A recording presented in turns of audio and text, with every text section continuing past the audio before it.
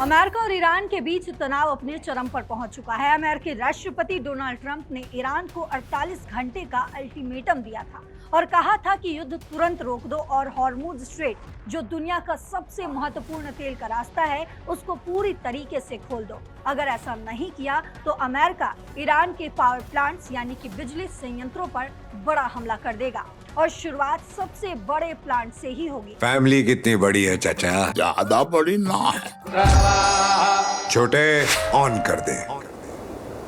Pack कर दे summer cool. सबरकूल cooler हवा ऐसी छोड़े, पूरी फैमिली को ठंडक से जोड़े। सबरकूल लाइफ बनाए वंडरफुल। ट्रंप ने अपने ट्रुथ सोशल पर एक मैसेज दिया है। लिखा है, peace through strength, to put it mildly, यानी शक्ति से ही शांति आती है। ये बात उन्होंने रोनाल्ड रेगन के पुराने सिद्धांत से ली है। लेकिन इस बीच सवाल ये है कि अब जब ये डेडलाइन खत्म हो रहा है तो अब अमेरिका और इजराइल आखिर क्या कुछ कर सकता है। तो आपको बता दूं कि अमेरिकी सेना पहले से ही तैयार है।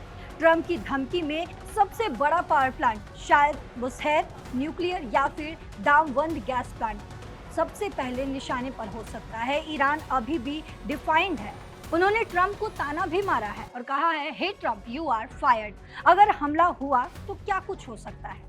हॉर्मुज स्ट्रेट पूरी तरीके से बंद हो सकता है। तेल और गैस की सप्लाई रुक सकती है।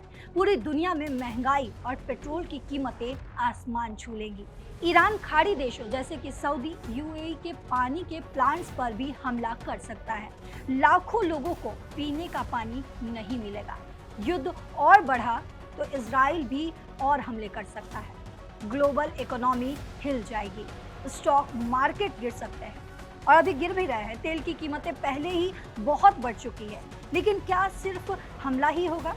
इस पर कुछ एक्सपर्ट्स कहते हैं कि ट्रंप शक्ति से शांति वाला तरीका अपनाते हुए आखिरी वक्त में बातचीत भी कर सकते हैं। यूके के प्रधानमंत्री कीर स्टारमर ने ट्रंप से बात की कि स्ट्रेट खुलवाना जरूरी है, लेकिन ईरान अभी नहीं मान रहा। अब सवाल ये है कि आखिर इन सब की शुरुआत कैसे हुई थी। तो आपको बता दें, 28 फरवरी से ईरान और इजराइल के बीच युद्ध चल रहा है। अब तक 2000 से ज्यादा लोग मारे जा चुके हैं।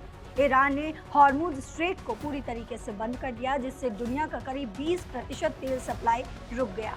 तेल की कीमतें आसमान छू रही हैं और ये संकट 1970 के दशक के तेल संकट से भी बदतर बताया जा रहा है। ईरान ने इजराइल के एक गुप्त न्यूक्लियर रिसर्च सेंटर पर मिसाइलें दागी, जिसमें कई लोग घायल हुए। लेकिन इजराइल के प्रधानमंत्री नेतन्याहू ने इसे चमत्कार भी कहा है और कहा है कि किसी की इसमें जान नहीं गई। ईरान का जवाब क्या है? ईरान ने साफ कह दिया है कि अगर अमेरिका हमारे बिजली प्लांट्स पर हमला करता है तो हम स्ट्रेट ऑफ हॉर्मुज को पूरी तरीके से बंद कर सकते हैं। साथ ही खाड़ी देशों के पावर प्लांट्स, पानी के डेसलिनेशन प्लांट्स और अमेरिकी बेस के बिजली संयंत्रों पर हमला कर देंगे। ईरान की रिवोल्यूशनरी गार्ड्स ने कहा है कि अगर तुम बिजली पर हमला करोगे तो हम भी बिजली पर हमला करेंगे। ईरान के संसद स्पीकर मोहम्मद बाघेर कलीबाफ ने भी एक्स पर यही चेतावनी दी है। स्थिति बेहद ही नाजुक है।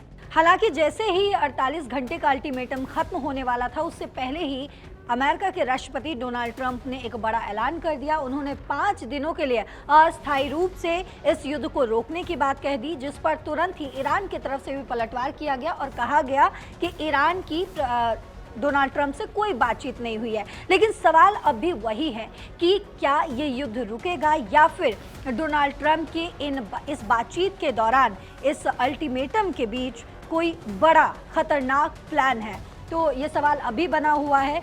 इस पर क्या कुछ और अपडेट्स निकल कर सामने आता है, तमाम अपडेट्स के साथ एक बार फिर आपके सामने हाजिर होंगे।